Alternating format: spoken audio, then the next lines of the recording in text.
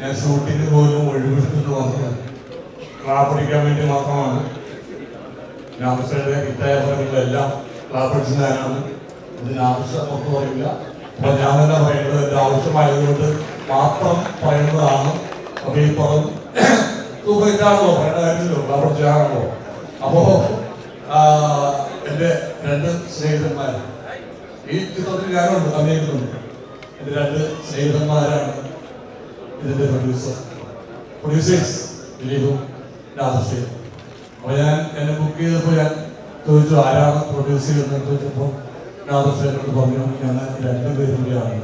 അപ്പോൾ പ്രതിഫലത്തിൻ്റെ കാര്യത്തിൽ അപ്പോൾ തന്നെ തീരുമാനമായി എന്ന് നല്ല ഉറപ്പും ഉണ്ടായിരുന്നു. അങ്ങനെയൊക്കെ വളരെ അതെ അദ്ദേഹത്തിന്റെ കാര്യത്തിൽ ഞാനൊരു തീരുമാനം തരാം. അപ്പോ ഈ ചിത്രത്തിൽ ഇനിയും ഒരുപാട് ചിത്രങ്ങൾ സംവിധാനം ചെയ്യാനും ഒരുപാട് ചിത്രങ്ങൾ നിർമ്മിക്കാനും ഒരുപാട് ചിത്രങ്ങളിൽ എനിക്ക് അഭിനയിക്കാനും സർവശക്തൻ ഇവർക്കും എനിക്കും അവസരം ഉണ്ടാക്കി തരട്ടെ. അതുപോലെ മൂലക്ക് വരാൻ നിങ്ങൾക്കും അവസരം ഉണ്ടാക്കി തരട്ടെ എന്ന് പ്രാർത്ഥിക്കുന്നു. നാദൃശയുടെ 4ാമത്തെ ചിത്രമാണ് ഇത്.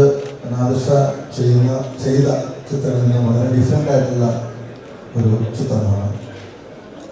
വളരെ രസകരമായ രീതിയിൽ അതെല്ലാം ഒരുക്കി ചേർത്ത് വെച്ചിട്ടുള്ള ഒരു കഥയായിട്ടാണ് എനിക്ക് തോന്നിയത്. എനിക്ക് വളരെ ഇഷ്ടപ്പെട്ട ഒരു സബ്ജക്റ്റാണ്.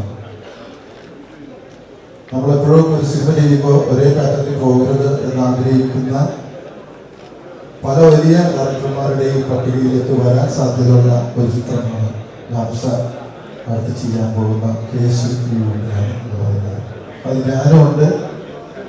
മറ്റൊന്ന് ഇത് നിമിത്തമാണ്, ഇതൊരു ഈശ്വര അനുഗ്രഹമാണ്. നാദൃശയും ദിലീപും ഒക്കെ ഒരുമിച്ച് കൂടുന്ന നാദൃശയുടെയും ദിലീപിൻ്റെയും ഒരു ചിത്രമാണ്. ഇതിന് നിങ്ങളെല്ലാവരുടെയും അനുഗ്രഹവും പ്രാർത്ഥനയും ഉണ്ടാവുമെന്ന് പ്രതീക്ഷിക്കുന്നു. നാദഗ്രൂപ്പ് എന്ന് പറയുന്നത് ഞങ്ങൾ വർഷങ്ങൾക്ക് മുമ്പ്, ഏകദേശം 28 വർഷങ്ങൾക്ക് മുമ്പ് ഓഡിയോ കാസറ്റോട് ആരംഭിച്ചതാണ്. ഓഡിയോ കാസറ്റായി, പിന്നെ അത് വീഡിയോ CD ആയി, ഓഡിയോ CD ആയി. ഇപ്പോൾ ദൈവാനുഗ്രഹമുണ്ട്, നിങ്ങളുടെ എല്ലാവരുടെയും സഹകരണമുണ്ട്, പ്രാർത്ഥനകളുണ്ട്, അനുഗ്രഹമുണ്ട്. സിനിമയിൽ ആദ്യത്തെ സിനിമയുടെ ചിത്രീകരണം അതിനു വേണ്ടിയിട്ടുള്ള ശ്രമമാണ്.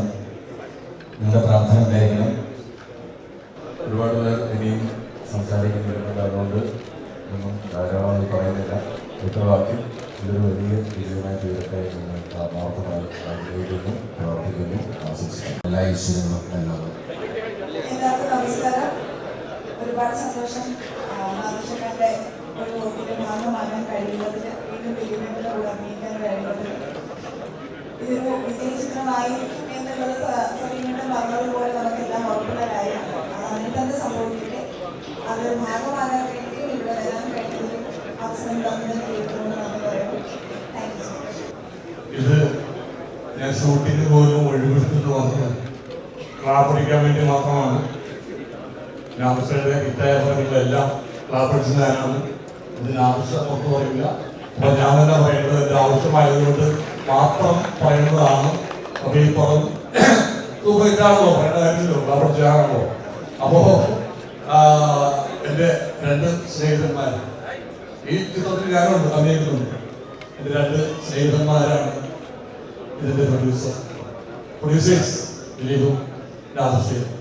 അപ്പോൾ ഞാൻ എന്നെ ബുക്ക് ചെയ്തപ്പോൾ ഞാൻ ചോദിച്ചു ആരാണ് പ്രൊഡ്യൂസ് ചെയ്യുന്നത് ചോദിച്ചപ്പോൾ രാധശ്രീയോട് പറഞ്ഞു ഞാൻ രണ്ടുപേരും കൂടിയാണ്. അപ്പോൾ പ്രതിഫലത്തിൻ്റെ കാര്യത്തിൽ അപ്പോൾ തന്നെ തീരുമാനമായി എന്ന് നല്ല ഉറപ്പും ഉണ്ടായിരുന്നു. അങ്ങനെയൊക്കെ വളരെ അതെ അദ്ദേഹത്തിന്റെ കാര്യത്തിൽ ഞാനൊരു തീരുമാനം തരാം. അപ്പോ ഈ ചിത്രത്തിൽ ഇനിയും ഒരുപാട് ചിത്രങ്ങൾ സംവിധാനം ചെയ്യാനും ഒരുപാട് ചിത്രങ്ങൾ നിർമ്മിക്കാനും ഒരുപാട് ചിത്രങ്ങളിൽ എനിക്ക് അഭിനയിക്കാനും സർവശക്തൻ ഇവർക്കും എനിക്കും അവസരം ഉണ്ടാക്കി തരട്ടെ. അതുപോലെ നടൻ സലീം കുമാർ അന്തരിച്ചു. കൊച്ചി അമൃത ആശുപത്രിയിൽ ചികിത്സയിലിരിക്കെയാണ് അന്ത്യം. അവശതകളെ തുടർന്ന് ഇന്ന് രാവിലെയാണ് ആശുപത്രിയിൽ പ്രവേശിപ്പിച്ചത്. ആശുപത്രിയിൽ എത്തി അല്പസമയത്തിനകം അദ്ദേഹത്തെ വെന്റിലേറ്ററിൽ പ്രവേശിപ്പിക്കുകയായിരുന്നു. അസുഖബാധിതനായിരുന്നുവെങ്കിലും പൊതുപരിപാടികളിൽ സലീം കുമാർ പങ്കെടുത്തിരുന്നു. വി.ഡി. സതീശൻ മുഖ്യമന്ത്രിയായതിനു പിന്നാലെ പറവൂർ മണ്ഡലത്തിൽ നടത്തിയ സ്വീകരണ യോഗത്തിൽ പങ്കെടുത്ത് ആശംസകൾ അറിയിച്ചിരുന്നു. ഒരേ സമയം മലയാളിയെ ചിരിപ്പിക്കുകയും ചിന്തിപ്പിക്കുകയും ചെയ്തു സലീം കുമാർ. മിമിക്രിയുടെ ലോകത്തു നിന്നും വെള്ളിത്തിരയിലേക്ക് കടന്ന സലീം കുമാർ വാക്ചാതുരി കൊണ്ടും സവിശേഷമായ ശരീരഭാഷ കൊണ്ടും പ്രേക്ഷകരെ വിസ്മയിപ്പിച്ച നിരവധി കഥാപാത്രങ്ങൾക്കാണ് ജീവൻ പകർന്നത്. ഒരേ സമയം മലയാളിയെ പൊട്ടിച്ചിരിപ്പിക്കുകയും കരുത്തുറ്റ സ്വഭാവ നടൻ എന്ന നിലയിൽ പ്രേക്ഷകരെ വിസ്മയിപ്പിക്കുകയും ചെയ്ത സമാനതകളില്ലാത്ത അഭിനയ പ്രതിഭയായിരുന്നു സലീം കുമാർ. സലീം അഹമ്മദിന്റെ ആദാമിന്റെ മകൻ അബുവിലെ വൃദ്ധനായ അത്തർ വിൽപ്പനക്കാരന്റെ വേഷം 2010 മികച്ച നടനുള്ള ദേശീയ പുരസ്കാരവും സംസ്ഥാന പുരസ്കാരവും സ്വന്തമാക്കി. അഭിനയത്തിന് പുറമെ ചലച്ചിത്ര സംവിധാനത്തിലും സലീം കുമാർ പ്രതിഭ തെളിയിച്ചു. കറുത്ത ജൂതന് 2016 മികച്ച കഥയ്ക്കുള്ള കേരള സംസ്ഥാന ചലച്ചിത്ര പുരസ്കാരം ലഭിച്ചു. കമ്പാർട്ട്മെന്റ്, ദൈവമേ കൈതൊഴാം, കേക്കുമാറാകണം എന്നീ ചിത്രങ്ങളും സലീം കുമാർ സംവിധാനം ചെയ്തു. ഈശ്വര വഴക്കില്ലല്ലോ എന്ന പേരിൽ ആത്മകഥാപരമായ കുറിപ്പുകളും രചിച്ചു. സുനിതയാണ് ഭാര്യ. ചന്തു, ആരോമൽ എന്നിങ്ങനെ 2 മക്കളാണ്.